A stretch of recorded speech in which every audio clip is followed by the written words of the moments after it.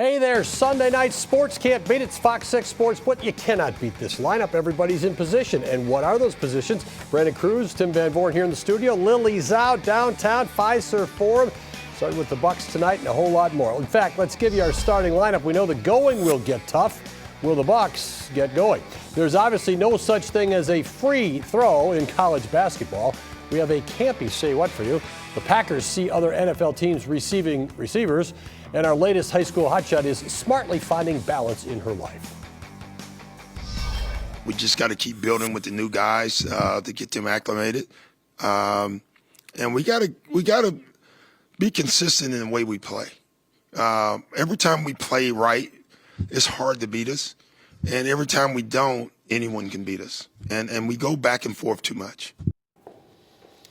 And they don't do too well when they're super tired, which is what happened tonight against the Cleveland Cavaliers in the second half of the game. Well, let's start with you, Lily. You're still downtown at Fiserv Forum after taking in a game against the best team in the league. The Bucks played a full game on Saturday night with Orlando right down to the wire. They lost an hour of sleep, and they just lost their focus as the game went along tonight. Yeah, absolutely. It just seemed like the Bucks kind of might have needed an extra day of rest, right? But there's no rest for the weary, especially when you're playing the best team in the NBA. This was really a good litmus test for Milwaukee. It's been an up and down season for them. They have a good win against the Mavs and they have a loss against the Magic. And now they want to say, hey, we want to be one of the best teams in the Eastern Conference. Well, so far they're 0-9 against the top three teams in the East, and they're 0-4 against the Cleveland Cavaliers. And so a night where the Bucks thought that they could keep pace with Cleveland, they did early on there, but then they had a lull in the second quarter. They were the Cavs had a 12-3 start to start the second quarter. The Bucks had 5 turnovers in that span, and from there, Milwaukee playing catch up. So this was a game where the Cavaliers really dictated the pace, and they were able to knock down a lot more threes than Milwaukee as well. So that's not really winning basketball for the Bucks. So we'll see if they can regroup, but it's really been tough sledding for Milwaukee against the best teams in the East, and that does not bode well for them. Brandon, Lily mentioned the three-point shooting differential tonight was huge. It was, and what you see that the Bucks are just outclassed when they play a team like this because the Cavaliers are so efficient on offense and able to find the open guy. I mean, they moved the ball around and had so many more assists that led to three-pointers in this one. And the Bucks seemed to just get really stagnant in their offense tonight. They couldn't do anything other than give the ball to Giannis. That was the only time they really seemed to find success. And to me, when you have to rely on just Giannis, you're not going to win. And you and I were talking, the Bucks were exposed tonight against a much better team. Watching the Bucks on a Sunday night in the office, that's kind of fun. It was a busy weekend of Bucks basketball, but again, they faded as they went down the stretch. You mentioned Giannis. Lily, you were there tonight. Giannis becomes one of the top 50 all-time scorers in the NBA. Earlier in the week, he got to 20,000 career points. Nightly brilliance from this guy. I know it's lost a little bit in these game-by-game results, but he delivers. It's kind of crazy to say he's having a phenomenal year and he's not really being talked about in the national media, but that's just life for Giannis Antetokounmpo playing for the Milwaukee Bucks. He will take the points, he'll take the wins for this team and not really care what everybody else says about him, but 20,000 points as a 30-year-old player, the 6th youngest guy to reach that mark, the 52nd guy in the NBA to have that 20,000 career points. Very, very great career for Giannis and what he's been able to accomplish in his time in the NBA. Of course, he says, hey, 30,000 points is not out of the question, but hey, I'm going to go one game at a time. And we believe that Giannis, whenever he does hang up his shoes, he might, be breaking some more records along the way. But so far, 20,000 points in climbing for Giannis. He'll get a lot more as the season goes on. Let's go back to earlier in the week, Brandon. Things were pretty good for the Bucks. They lost a couple games this weekend, but earlier in the week, they kept their winning streak going. A couple of impressive victories. Yeah, they had been rolling. They had won 7 of 8. They had won 4 in a row. They meet the Magic, and things stopped. So earlier in the week, you saw a team that seemed rested and confident, and they were moving the ball around. Other guys were getting involved. You saw the bench really playing a big role in those wins, something that is their formula for success. When those guys aren't moving the ball, when those guys aren't contributing, then the Bucks are finding themselves in trouble. And what you see with the Bucks right now is when they are having fun, when they're loose and confident, they seem to play as well as anybody in the league. But once they start to get tight and not find the right guy, that's when you see the results that we saw over the weekend. And we said early in the program here, Lily, the going is going to get tough.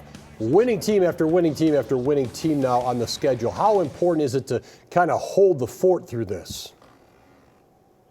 It's very, very important, Tim. They have one of the toughest schedules in the Eastern Conference. I believe the toughest left among everybody else in the East. So these games upcoming are very important for them. They have a little bit of a homestand here, but you take on the Pacers on Tuesday, and that's a team that's given them fits in the past. And again, they're right there with the Bucks in the standings as well. So this is a big week for the Bucks to kind of keep pace and not lose any ground. Luckily for them, the Pistons, the Pacers, and the Knicks also lost, so they're kind of still in the mix. But the Bucks have to play some better basketball, knowing that the postseason is coming around the corner. All right, let's bounce it on over to college basketball. You guys have plenty to weigh in on this week.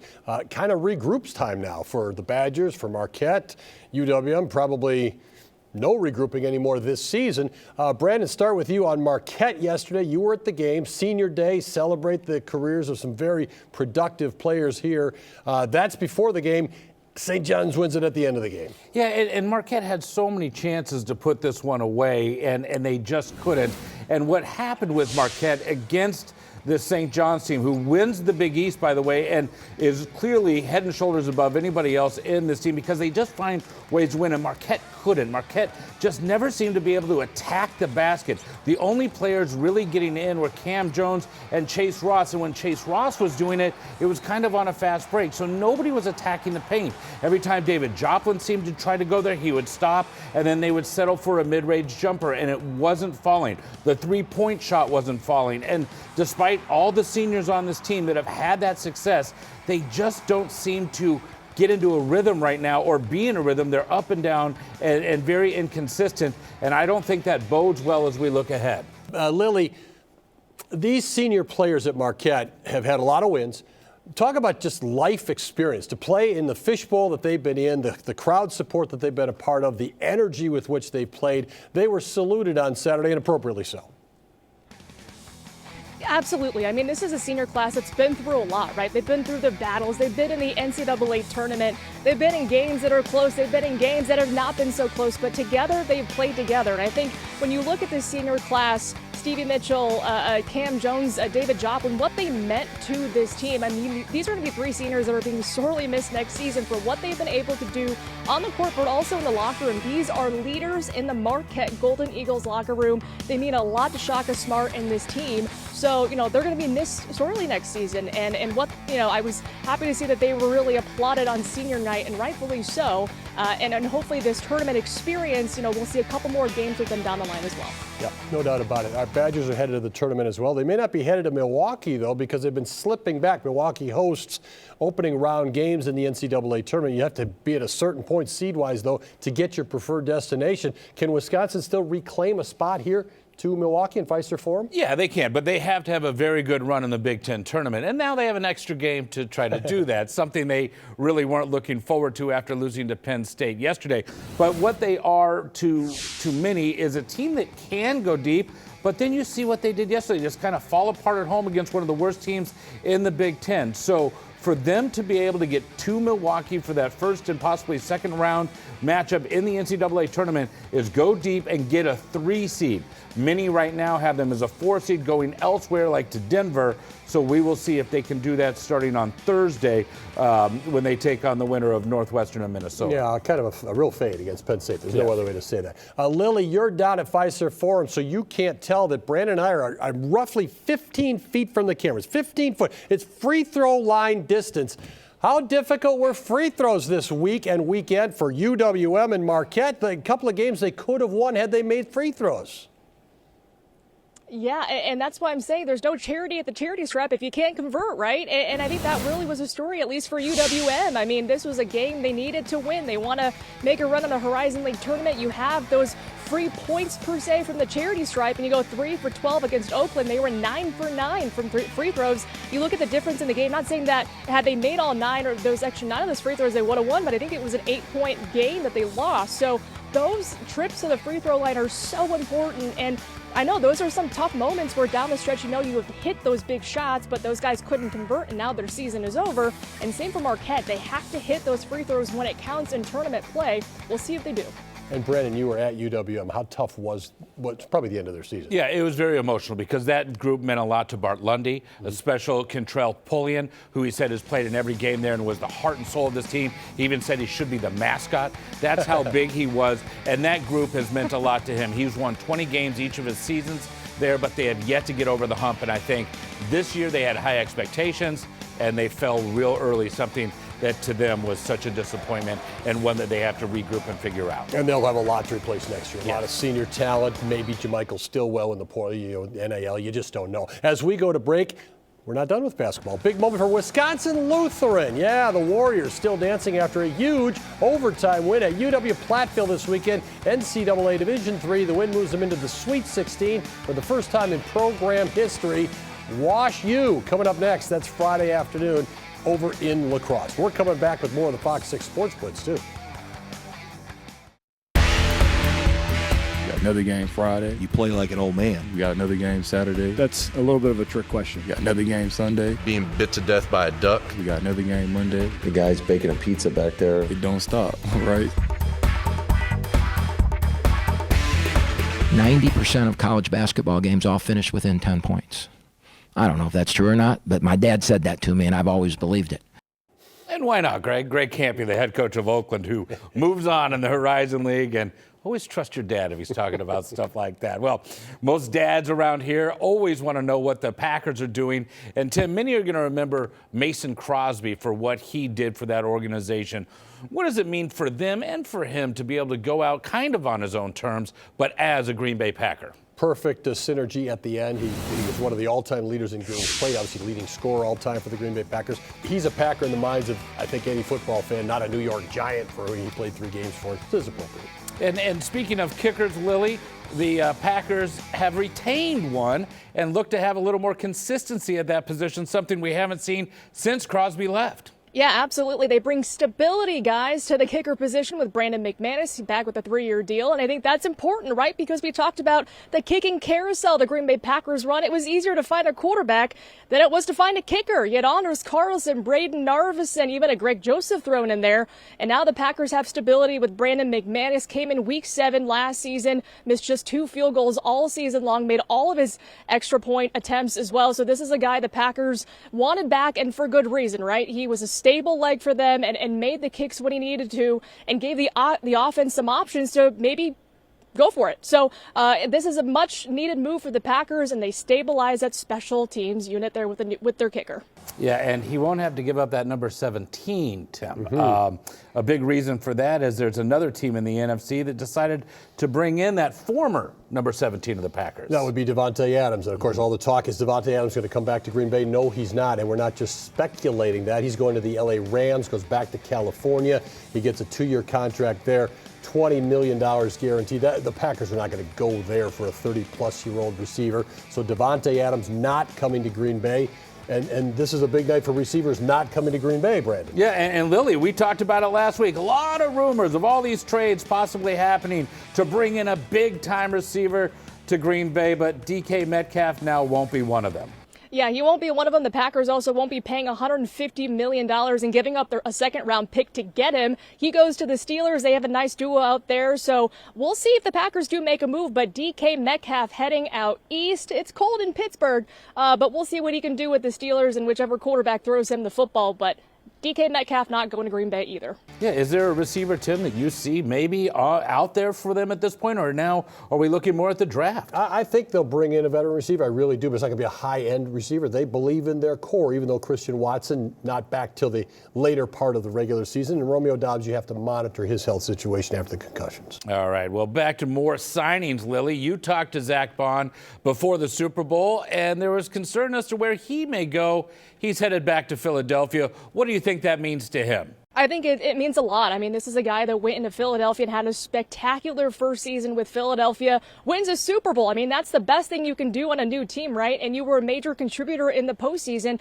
That's what Zach Bond was able to do in his first year, an all-pro linebacker as well, just able to really work well under Vic Fangio. So well-deserved. He's back in Philly on a massive deal, and he really shores up a really, really talented Eagles defense. Yeah, and good for him. He gets paid. He earned that, and he proved how worthy he was with what he did for the Eagles. And he's still a Wisconsin resident, so he brings that back to the state. That's right. See, everybody likes that part of it. Well, kind of a rough week for the Brewers pitching staff as they find out D.L. Hall will now go on the 60-day injured list, so do not expect to see him pitching anytime soon for the Crew. We're only 18 days away from them making it to opening day.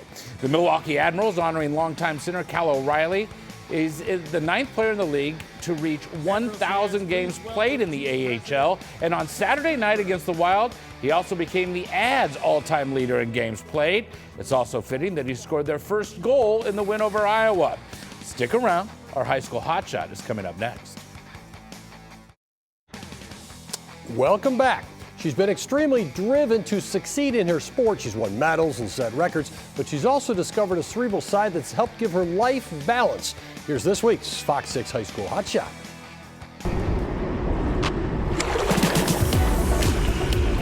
Hi, I am Julia Saxman. I'm from Germantown High School, and I'm a swimmer.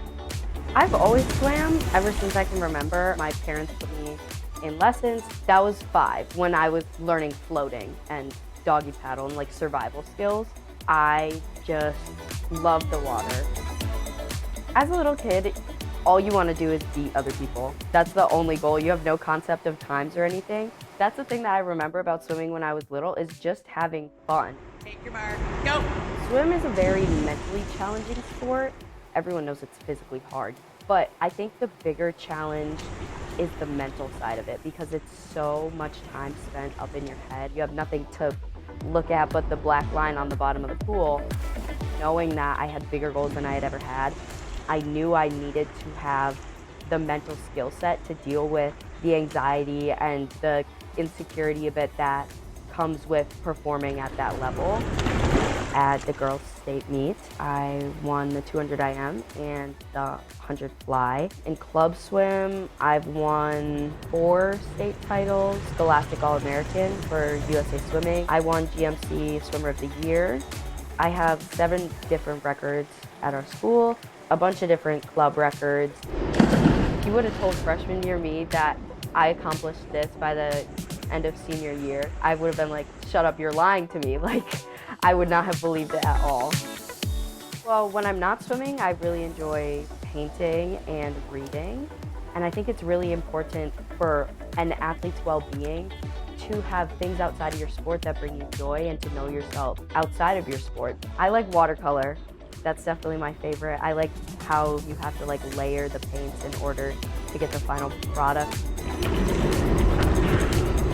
I'm Julia Saxman. I go to Germantown High School, and I'm a 3-time state champion for the Germantown girls swim and dive team.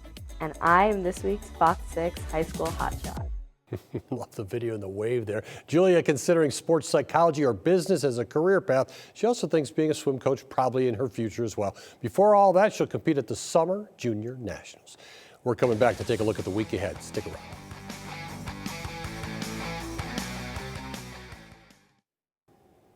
Tough go for the Bucks this week at Indiana, then three home games, Lakers, Pacers, Thunder. And conference tournament action begins Thursday for both Marquette and for Wisconsin. And Selection Sunday is next week. Also, the Admirals travel to Grand Rapids on Friday before hosting Hartford and Rockford over the weekend. Busy week.